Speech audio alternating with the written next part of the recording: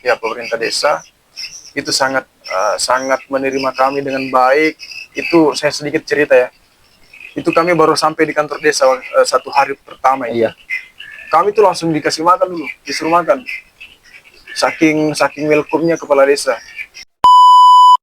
Dan juga dari aparat-aparat desa itu sangat-sangat membantu. Bahkan kami itu ketika mau antar undangan pada saat mau seminar di desa itu, kami ditemani. Yang penting masyarakatnya sudah ada wadahnya ataupun tempatnya untuk bermain. Iya. Assalamualaikum warahmatullahi wabarakatuh. Halo Kanda Dinda.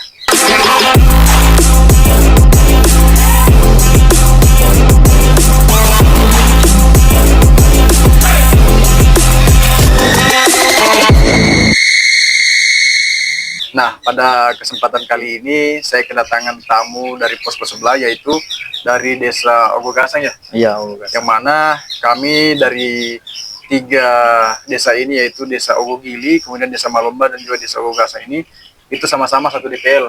Nah, jadi kami juga bertepatan dari satu DPL ini. Jadi tentunya ya saya prioritaskan untuk podcast di awal ini dari Desa Ogogasang.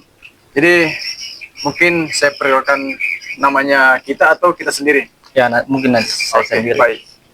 Silakan. Perkenalkan, nama saya Muhammad Ibnu. Ya. Saya dari Fakultas Ekonomi, Prodi Ekonomi Pembangunan. Asal saya dari Tompo, yaitu Kecamatan Dampal Utara. Ya, baik. Terkait Desa Ogogasang ini. Desa Ogogasang ini menjadi salah satu tempat KKN di Kecamatan Dondo. Ya, tentunya dari Pak Kores ini. Jadi bagaimana Pak Kores melihat terkait masyarakat yang ada di Desa Ogogasang ini? Ya, untuk terkait masyarakat yang ada di Desa Ogogasang, mereka itu welcome sama anak KKN. Ya. Mereka juga antusias untuk menyambut kedatangan anak KKN. Begitu.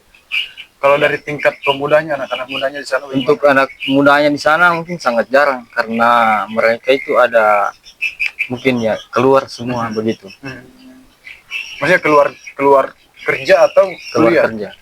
Oh, kerja. Iya. Ini kan dari masyarakatnya. Bagaimana dari pemerintah desanya? Pemerintah desanya ya juga sangat bagus. Oh, bagus. Mereka itu mendukung setiap program-program yang akan kami jalani. Yeah. Jadi mereka itu betul-betul memfasilitasi teman-teman di Ogogasang. Ya, jadi mereka usulkan jika kalian mau buat program, konsultasi dulu ke kantor desa begitu. Jadi bisa dibantu atau bagaimana. Nah, terkait program kerja dari teman-teman di Ogogasang ini, itu apa-apa saja dia? Ya, jadi mengenai program kerja yang ada di Desa Ogogasang itu terkait ada 5 bidang. Jadi bidang sarana dan prasarana itu kita akan mengadakan lapangan voli. Jadi itu salah satu juga permintaan dari masyarakat sekitar.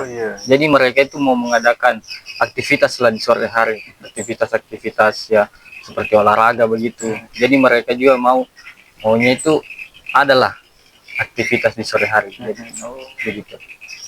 Untuk terkait keagamaan, yaitu kita mengadakan seperti kayak pengajian begitulah, untuk meningkatkan keagamaan dan kebersamaan spiritual bersama masyarakat. Iya ya. Untuk di bidang pendidikan itu kita adakan mengajar di SD, menambah tenaga pendidik, sekaligus membantu mengajar di sekolah. Ya. Di sana di Ogogasang itu ada berapa sekolah? Ya, untuk di Ogogasang itu ada SD, ada SMP, ada SMK. SD-nya dia ada berapa? SD-nya dia cuma 1. SMP juga 1 dan SMK 1. Terkait prokernya tadi, itu dari bagian non fisik ya? Iya. Kalau fisiknya itu pengadaan lapangan voli itu. Kalau pengadaan lapangan voli ini dia apakah langsung dengan dia punya semen atau hanya sekedar tiang atau gimana? Mungkin kita adakan hanya sekedar tiang saja. Yang penting masyarakat ini sudah ada wadahnya ataupun tempatnya untuk bermain. Iya, karena itu juga salah satu untuk meningkatkan kebersamaan warga. Baik. Terkait proker, bagaimana potensi yang ada di desa sana itu? Potensi yang ada di desa itu seperti yang karena di sana itu persawahannya cukup luas juga. Oh, luas. Iya. Cuman adalah permasalahan-permasalahannya di sana. Karena di sana panen tiap 1 tahun sekali. Yeah. Karena di permasalahannya itu ya itu hama tikus. Jadi di sana setiap mau penanaman itu enggak bisa lah semisal kayak satu-satu orang begitu, jadi harus bersama. Jadi tikusnya itu bisa menyebar begitu. Jadi kalau untuk satu-satu untuk menanam, jadi tikusnya akan berkumpul, jadi terjadilah kegagalan panen begitu. Baik. Kalau dari tingkat pemudanya ini, maksudnya dari tingkat Karang Tarunanya di Desa Ogogasa ini apakah aktif atau gimana? Untuk Karang Tarunanya juga belum ada kejelasan bagaimana ketuanya siapa. Oh iya. Oh, sama halnya kayak di Desa Ogogili ini. Di Desa Ogogili ini sementara penyusunan Karang Taruna. Karena kan sempat sudah terbentuk, cuman alhamdulillah sudah kades baru, jadi sementara penyusunan Karang Taruna baru. Mungkin saya lagi yang bertanya terkait potensi-potensi yang ada di Desa Ogogili. Baik.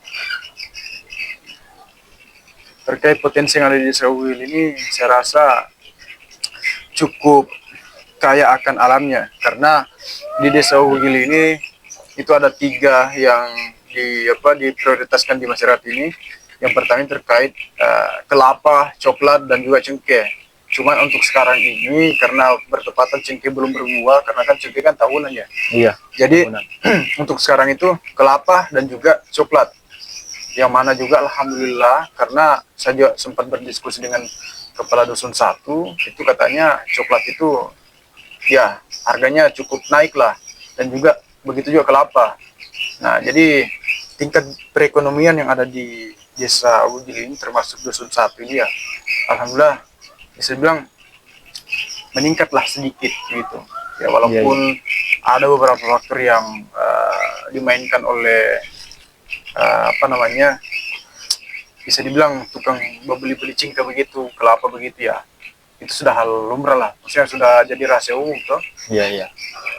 Untuk panen kelapanya itu tiap berapa bulan sekali? Nah, terkait tiap berapa bulan itu saya juga sempat diskusi dengan masyarakat sekitar, itu dia katanya dia tidak menentu, akan tetapi kalau secara umum dia itu setiap 3 bulan sekali. Oh iya, 3 bulan sekali. 3 bulan. Ya paling lambat ya 5 bulan lah. Itu pun ya kalau 5 bulan ya pasti sudah jatuh-jatuh keringnya. Iya. Mengenai terkait proker yang di jalan selama kakak ini, baik proker apa semua yang mau diadakan? Ya. Terkait proker yang ada di Desa Ogogili ini, itu kami bagi 2 tipe dia. Yang pertama itu terkait fisik dan juga non fisik. Nah, yang kami prioritaskan di fisik ini bagaimana memfasilitasi pemerintah desa ataupun juga membantu dan membuat papan penunjuk jalan, penunjuk arah, dan juga nama-nama kepala desa, kepala dusun, dan juga RT dan sebagainya. Dan juga ini kan di Desa Ogogili ini kan sedang membuat sarana prasarana air bersih, yaitu di dusun 1. Jadi kami juga dari teman-teman posko Ogogili ini bagaimana ikut membantu begitu, ikut andil dalam membantu masyarakat dan juga pemerintah desa dalam membuat bak air bersih di atas sana. Nah, terkait non fisik ini ada beberapa yang sudah kami sudah kami susun, dia punya schedule terkait bimbel. Nah, bimbel ini ada beberapa poin terkait membaca, menulis, menghitung, mengaji, bahasa Inggris. Nah, kemudian juga dari teman-teman ini ada juga itu dari teman-teman arsitek di posko Ogogili ini. Ya, kebetulan ada arsitek juga di sini. Iya. Itu akan membantu mendesainkan pemetaan desa. Karena kebetulan di Desa Ogogili ini belum ada dia punya desain terkait pemetaan desa Wogili ini. Jadi alhamdulillah kami insya Allah akan membantu membuatkan dia punya desain pemetaan desa di Wogili ini. Untuk terkait bagaimana respon dari pemerintah desa, Ya. mengenai responnya, bagaimana respon pemerintah desa Ya. itu yang mengenai proker yang kalian akan adakan. Nah, Gitu. alhamdulillah dari kepala desa sendiri dan juga masyarakat, ya pemerintah desa itu sangat menerima kami dengan baik. Itu saya sedikit cerita ya. Itu kami baru sampai di kantor desa 1 hari pertama ini. Iya. Kami tuh langsung dikasih makan dulu, disuruh makan. Saking welcome-nya kepala desa. Dan juga dari aparat desa itu sangat-sangat membantu. Bahkan kami itu ketika mau antar undangan pada saat mau seminar di desa itu, kami ditemani. Mereka juga Sangat ikut berpartisipasi dan juga sangat welcome terhadap teman-teman di Wogili ini. Nah, kemudian juga dari tingkat masyarakat di sini sangat-sangat begitu antusias. Kenapa? Karena mengingat bahwa sudah 2 tahun belakangan ini belum ada yang KKN di desa Wogili ini, dan alhamdulillah bertepatan dengan kami sekarang ada di Wogili ini KKN, ya tentunya juga masyarakat ini merindukan akan adanya teman-teman KKN di desa Wogili ini. Ya tentunya kami juga ingin bagaimana memanfaatkan terkait antusias masyarakat tersebut begitu. Ya mungkin dari saya lagi terkait pertanyaan terakhir lah. Iya, boleh. Oke, jadi bagaimana kinerja dari teman-teman posko? Apakah baik atau masih semangat atau bagaimana dia? Ya, untuk saat ini saya sebagai Kordes kan tentunya harus menyemangati lah. Kan saya sebagai pemimpin gitu. Iya, siap. Ya. Jadi masih semangat. Alhamdulillah untuk sekarang masih semangat. Dan Baik. untuk kedepannya diharapkan juga begitu. Iya. Ya. Ya, tentunya kami sebagai Kordes kan ya, bagaimana teman-teman posko ini agar tetap solid, karena kita punya tujuan bersama, bagaimana kita punya posko ini harus sukses dalam kegiatan yang kita tempuhin selama 50 hari. Kurang lebih 50 hari nanti.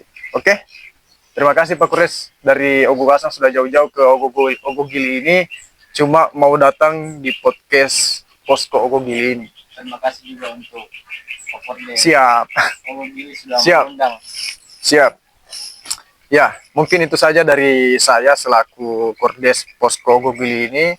Ya, nantikan video-video berikutnya karena masih banyak podcast dari Kordes-Kordes lain yang ada di Kecamatan Dondo ini. Insya Allah akan saya undang secepatnya bagaimana kami ini saling bertukar pengalaman selama beberapa hari ini. Ya, oke. Jadi jangan lupa like, komen, dan juga subscribe di bawah ini. Demikian, billahi taufiq wal hidayah. Assalamualaikum warahmatullahi wabarakatuh.